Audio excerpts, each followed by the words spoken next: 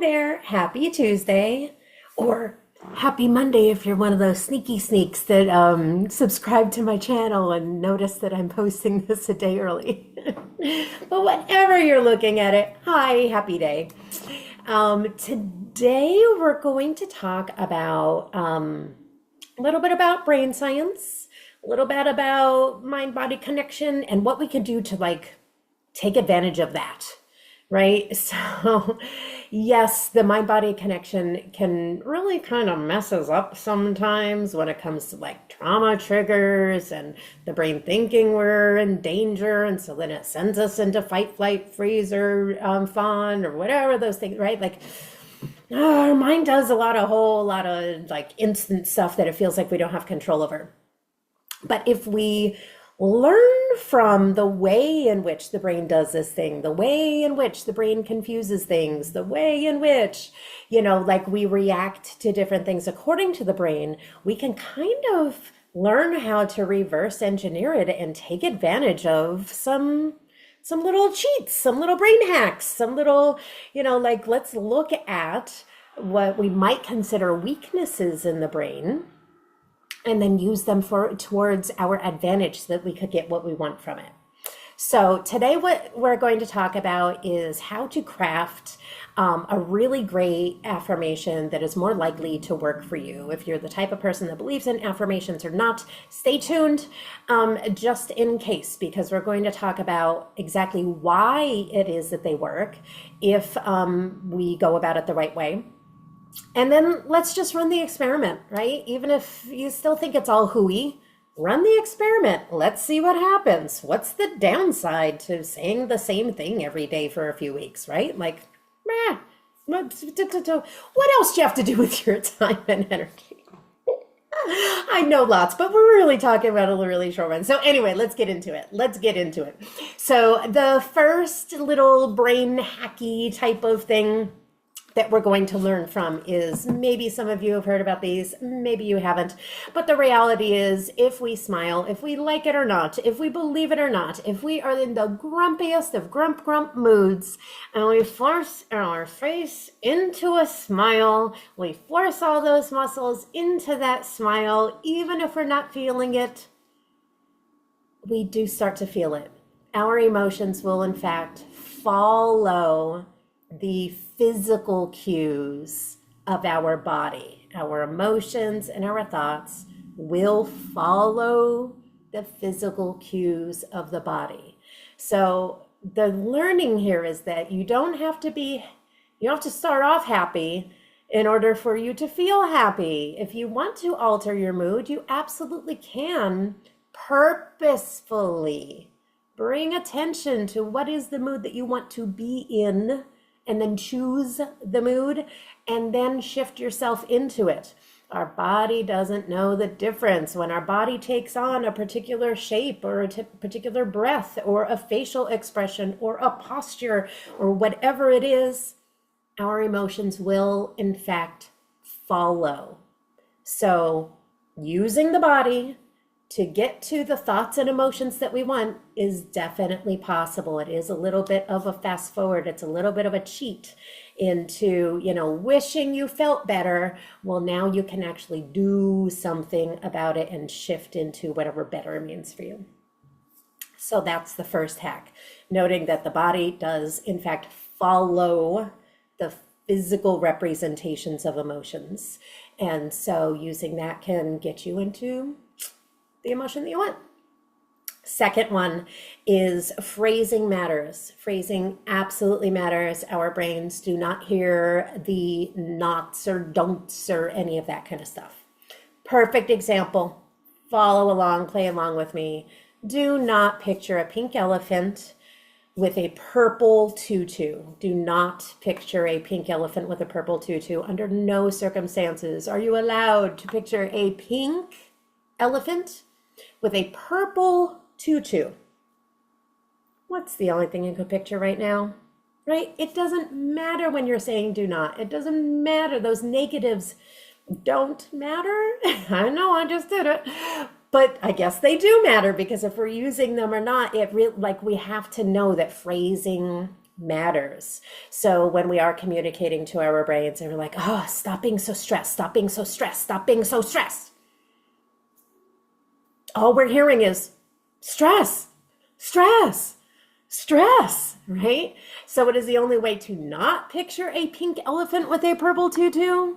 It's to purposefully picture an orange duck. Notice that elephant just floated away and the elephant duck took, or the elephant duck, the orange duck took its place. So it's the same thing with that. Instead of saying, oh, don't stress out, don't stress out, don't stress out, what is it that you want to be? What is the positive opposite? What is the opposite of stressed out in this particular situation for you?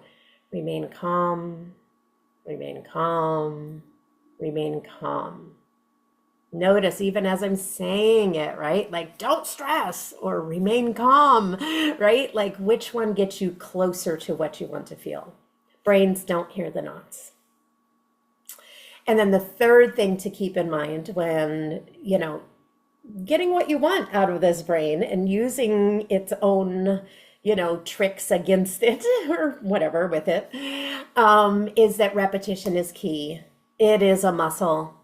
It is incredibly flexible if we work hard enough. It is incredibly flexible when we are consistent enough with the change. Reps matter. So the only way to turn from one habit into another or to establish a new healthy habit is with consistent repetition. Every day, every day, every day, no matter what, doing the thing that you want to be doing, not the old habit. And so, that is how new norms become new norms. That is how, we go from not wanting to do something to eventually wanting to do something. If we just do it all the time, it just becomes the new habit, becomes the new norm, and it's not a choice point anymore. You don't have to decide, am I going to do this healthy thing for myself? You've already decided, you've already committed to it. Now you just follow through. Now you just do it. And then after you do it enough, it becomes a habit. And then there you are, you're into it. Okay, so again, the three elements of what we're, the bottom line, learning from these three things of an effective mantra or an effective affirmation for yourself is one, the body matters.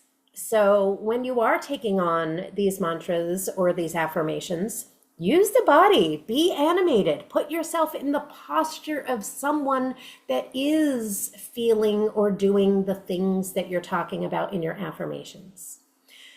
Two, not putting the knots in there, making sure you're speaking to the positive opposite, speaking to the opposite of what you don't want to do. What is the thing you do want to do, and label that.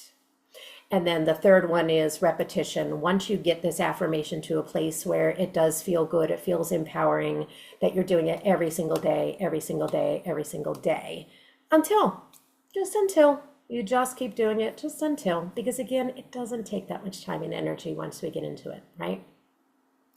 So an example, right? So, from my own life, right? I have these trauma triggers and I do not like who I am when they hit. I just don't, right? And so I become very animated. I become very passionate. I can become loud and I can become critical. Here I am. This is me being vulnerable with you. I am not proud of who I am when I get triggered, period. And so my affirmation around that is not saying I won't be mean when triggered. I won't be animated when triggered. Oh gosh, even just saying that feels so heavy. Ugh. Ugh. Right? And so I'm humped over and I'm just saying, I don't want to be so mean when I'm triggered. And then the next day I'm humped over and I'm writing, I don't want to be animated when I'm triggered. And then I say, I don't want to be whatever, I don't want to be loud when triggered. Oh my goodness, it feels so gross and heavy and it's not getting me to where I want to be, right? So what is the opposite of that for me? All of those things are examples of reactions, right? Like just these instant reactions. Every one of them is an example of that. And so, what do I want instead of that instant reaction? What is the opposite of that? I want to pause. I want to make a choice. And that choice can only happen if it's not a reflex action, but if it is a pause and a consider. I want to make sure that my body is in a confident state when I'm doing this so that I can believe myself. And I'm going to, once I find that affirmation that feels right and flows, I'm going to use the same exact one every day. I'm going to keep using it every day, every day, every day. And so for me, the affirmation that for first person celebrations, like seriously, this is a real life example that has absolutely changed my interactions and the way that my relationship with my triggers is I easily pause when triggered. I easily pause when triggered. And I can tell you, I am easily, after using the same affirmation every day for just a few weeks, I had a huge aha moment when I was able to pause and then assess, why was I triggered? What is the history there? What was I hearing, even though it wasn't being said? I was able to explore this whole new world of who I can be, even when others are exactly who they are. When I can easily pause when triggered, I'm able to check in on myself and not go into those instant reflexes. And I'm telling you, it was a game changer. It was an absolute game changer. And so I invite you to play with your own affirmations. Bring your body into it. Speak to the positive opposite. And when you do find one that feels right and empowering, do it every single day. Yeah, even when you don't see results, do it anyway. Run the experiment. Say it every single day for a month. Say it every single day for 2 months. Do whatever you need to do to play and see. But give it a good try. Give it at least a month before you can notice if there's anything changing. It took me years of practice. I became a master at being so reflexive and just, letting just having those triggers do what they do to me. And so I was a beginner. And so it took a few weeks, but let me tell you, it was a lot sooner than I thought it would be. So let me know, what are your affirmations? Do you need help phrasing your affirmations? How do we do this whole body thing? Like, let me know. I am here to help you in any way I can. As always, share with someone that would benefit from this. And doing the whole like and subscribe thing, it just enables more people to see these videos. So if you are finding any value in them at all whatsoever, please do just one thing, like it, subscribe, comment, send it to someone you care about. Let's just see what we can do to get the videos out there a little bit more to help more people if you find value in them. Thanks so much. Let me know what you think and what you want me to talk about next, and I'll see you next week. Bye.